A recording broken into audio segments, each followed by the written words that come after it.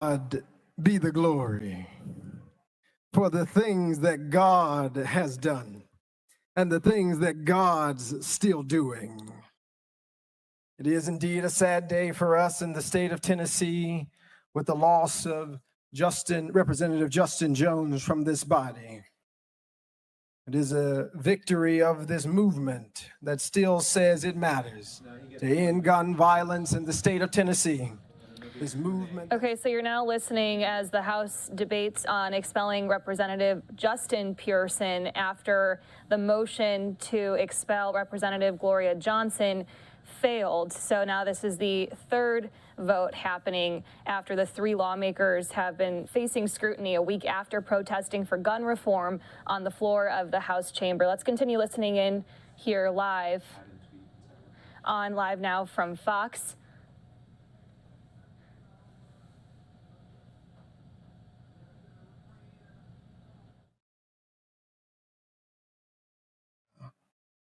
The Lord is my light and my salvation.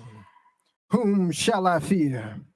The Lord is the stronghold of my life. Of whom shall I be afraid? When the wicked advance against me to devour me, it is my enemies and foes who will stumble and fall. Though an army besiege me, my heart will not fear. Though war break out against me, even then will I be confident. One thing I ask of the Lord, this only that I seek after, that I may dwell in the house of the Lord all the days of my life, to gaze upon the beauty of the Lord and to seek God in God's temple. For in the day of trouble, God will keep me safe in God's dwelling. God will hide me in the shelter of God's sacred tent and set me high upon a rock. Then my head will be exalted. Above the enemies who surround me at his sacred tent, I'll sacrifice. With shouts of joy and thanksgiving, I'll sing and make music to the Lord. Hear my voice when I call, Lord. Be merciful to me and answer me. My heart says of you, seek God's face. Your face, Lord, I will seek. Do not hide your face from me. Do not turn your servant away in anger. You have been my helper. Do not reject me or forsake me, God, my Savior. Though my father or mother or siblings or colleagues might forsake me, the Lord will receive me. Teach me your way, Lord. Lead me in a straight path because of my oppressors. Do not turn me over to the desires of my foes, for false witnesses rise up against me. Do not turn me over to the desires of my foes, for false witnesses rise up against me, spouting malicious accusations. I remain confident of this, that I will see the goodness of the Lord in the land of the living. Wait for the Lord. Be strong and take heart and wait for the Lord. I give thanksgivings to Dr. Kimberly Owens Pearson, Reverend Jason C. Pearson Sr., my fiance Oceanae, my brother Keyshawn, who stands in the gap for Jason II, Temperance, and Jalen, and to everyone in District 86 in Memphis and Millington of the community who is here demanding justice. We are here because of a tragedy. Covenant School shooting victims Catherine Kuntz, Mike Hill, Cynthia Peak, Evelyn Deekhouse, Haley Scruggs, and William Kinney. We're here because of a tragedy, because we spoke up about the tragedy of gun violence that continues to perpetuate and persist in our state. We're here today witnessing injustice against the First Amendment. We spoke up for gun control and the end of gun violence. We're here today. We're being sought to be expelled from this, the People's House, for speaking up about the need for gun control because we broke some house rules. We're here today because of House Resolutions 63, 64, and 65 rules. I will tell you that I was never told about. I learned about more rules in this House and our state constitution in the last 5 days than in my entire tenure. And as you have seen, and as we unfortunately have seen, the rules can be wielded to bend to the desires of a few, and it is not sacrosanct for the protection of everybody. I do, before I continue, have a few parliamentarian inquiries. If you will indulge me. One, when is it that evidence can be presented into the record? Evidence for our expulsion.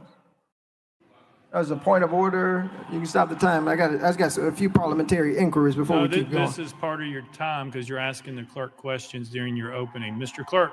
Okay, I'll retract those questions and then we'll ask them after. Thank you. It said that I broke the Constitution. Article 2, Section 12, saying that each house has its own proceedings and you can punish members and things like that. Again, never informed about even these proceedings, denied due process, didn't know anything about this. I was never given an overview of these rules or informed the speaker, the chief clerk. Nobody reached out saying, hey, this is what you can expect. I've been serving officially District 86 for 10 days since our swearing in. I was sworn in the day of the Covenant shooting. And now being brought up against charges, if you will, that we broke the Constitution. Told in paragraph 2 that members of this assembly have permanent rules of order. Now, when did we sit down and we talk about these rules? I think they were voted on before I got here and was appointed by the Shelby County Election Commission. Was told that we were crowding around the clerk's desk. And I got to be honest with you, I just realized they're talking about this desk and not the one up there. It's a lot of things that are in these resolutions that seem to assume a lot of knowledge about what I am supposed to know or what we are supposed to know without real facts about what we have been provided information about. I'm told that I did knowingly and intentionally bring disorder and dishonor. Knowingly and intentionally bring disorder and dishonor. When we went up between bills, I walked to this hallowed house near this well, went up between bills after not being called on during welcoming and honoring to say we've got to listen to the people. We've got to do something.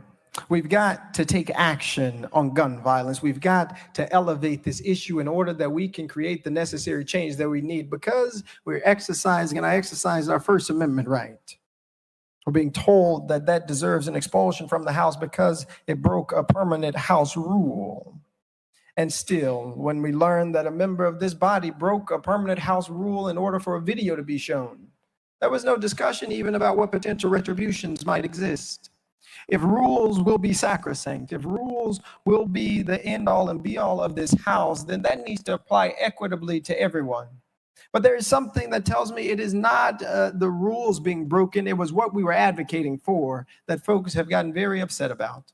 That we were advocating for people who have been murdered in our communities. We're advocating for people like my own classmate, Larry Thorne, who was slain by gun violence. We're advocating for people who are suffering in our communities. We're told in this resolution that I proceeded to disrupt the proceedings of the House of Representatives from approximately 10:50 until approximately 11:42. And my fiance, she's a lawyer to be. And I have to tell you, if you go back, and this is one of the questions that I have, and we can start working on pulling up. If you look at the video at 10:50 a.m., this House is in recess. And the question that I'm pondering is it possible for House members to break permanent rules of order when the House is in recess? It's important that we unpack this. After SB 638 was passed at 10:49 a.m., I walked to the well.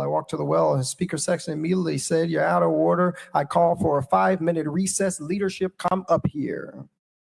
There was no disruption of any House proceedings or business. We were in a recess where members were relaxing, went for walks, left the chambers, ignoring the cries of people asking for gun reform, asking to end gun violence. I didn't disrupt proceedings between 10:50 to 11:42 because it wouldn't have been possible. We were in a recess. But if you want to count the recess and say that our peaceful protests for red flag laws, our peaceful protests for gun control storage laws, our peaceful protests for the safety of kids like the ones at Covenant, our peaceful protests for the communities that we serve and the people that we represent deserve expulsion, then let's go through the timeline. There was a 10-minute peaceful protest on the House floor. And it was at exactly 11:04 where we walked back to that room with Leader Camper. Again, in the resolution, it says that we refuse to leave the well.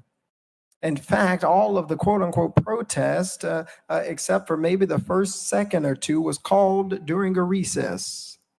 And we still finished the business for the day. You keep going, and they say that we shouted and led chants with citizens. They said that we refused to leave the well. We had signs displaying political messages, and none of us believed that we were doing anything to deserve expulsion from this house.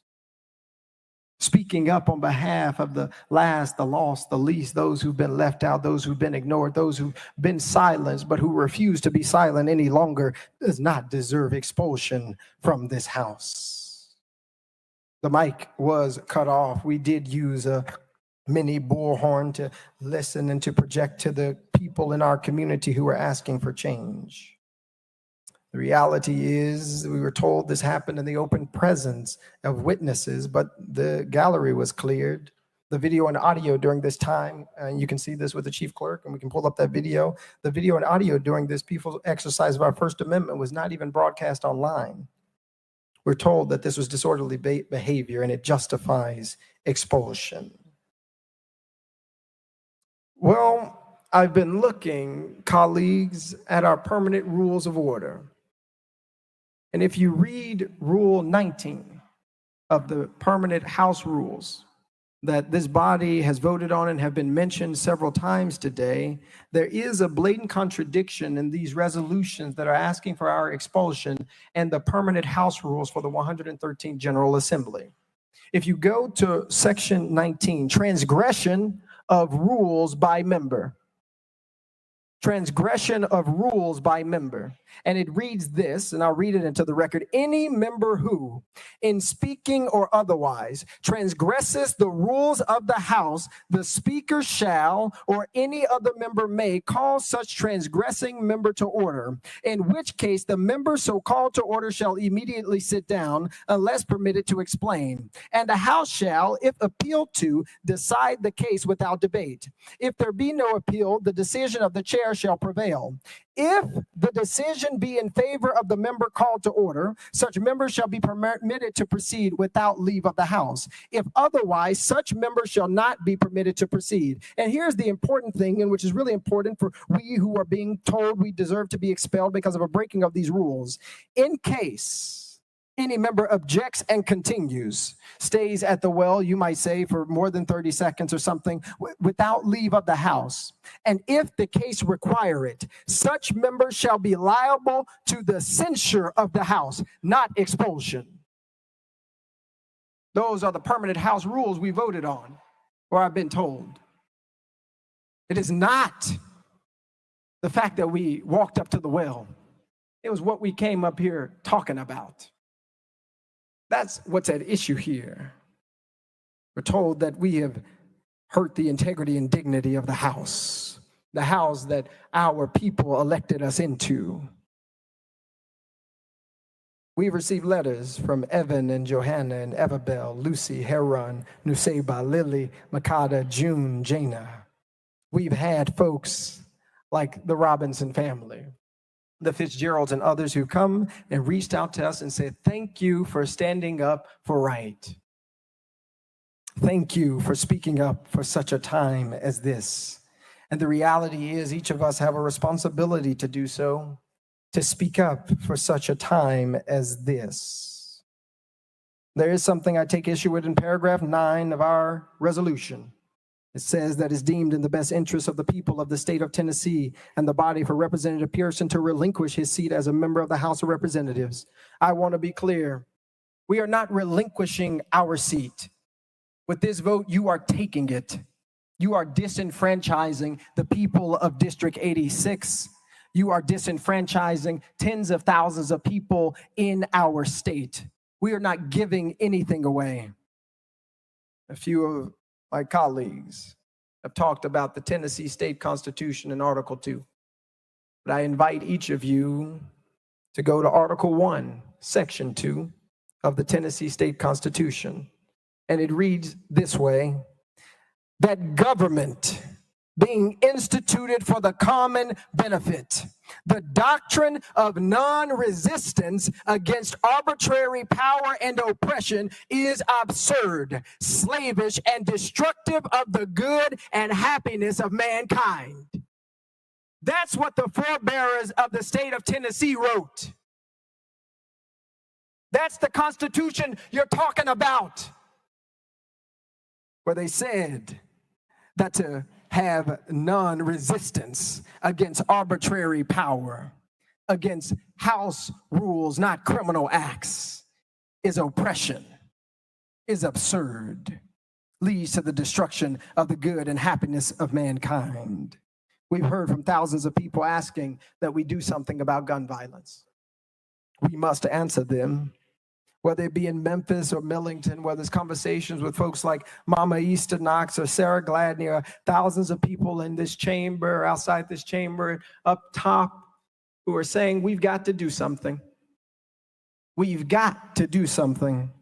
It is those who are demanding and should be telling us what's in the best interest of our people. And what is in the best interest of our people, from what we have heard, is the end of gun violence. What's in the best interest of our communities and of our people are folks who are willing to pass just legislation. It's folks like those grandmothers who couldn't make it today but are watching today, who want to be ensured that they will be safe and our communities will be safe. It's Jermaine, my intern, who shadowed here at this Capitol, who said, I want to make sure that going to school isn't going to lead to my death. Our silence about gun violence is the antithesis of what is in the best interest of the people of the state of Tennessee. This week especially, Holy Week, we remember also Dr. King and the forebearers of the civil rights movement who taught us about civil disobedience as a way to get action. Dr. King taught us that sometimes there's a consciousness above rule, above what you might say is law, and that the true forms of protest is nonviolent disobedience. For less than a few minutes, we and you are seeking to expel District 86's representation from this House in a country that was built on a protest. In a country that was built on a protest. You who celebrate July 4th, 1776, pop fireworks and eat hot dogs. You say to protest is wrong because you spoke out of turn, because you spoke up for people who are marginalized. You spoke up for children who won't ever be able to speak again. You spoke up for parents who don't want to live in fear. You spoke up for Larry Thorne, who was murdered by gun violence. You spoke up for people that we don't want to care about. In a country built on people who speak out of turn, who spoke out of turn, who fought out of turn to build a nation. I come from a long line of people who have resisted. I come from a long line of people who have fought injustice. I come from a long line of people who know what it means to face adversity in difficult days, who knows what it means to have words that mean something, that doesn't call peaceful protesters insurrectionists, doesn't call people who advocate for the end of gun violence the folks who would actually kill law enforcement officers. Talking about children and teens who are being persecuted by the words that we speak. And I must say to you, as I wrap up this portion, that we all have a responsibility. We all have an obligation to do what is just, to do what is right, and to do what is fair. And what I can promise to those of you who have cried today, those of you who mourn the seeming end and assault on our democracy, I can say to folks who are worried about whether or not, as one sign said, am I next? What I can say to you is that the movement for justice can never die, because the heart for justice can never be killed. because it lives and it beats in each and every one of us. It cannot die because we will not let it die. I'll tell you that folks have tried to kill it. They tried to put it on a tree called Calvary. They tried to kill hope and love, but resurrection is always guaranteed after persecution.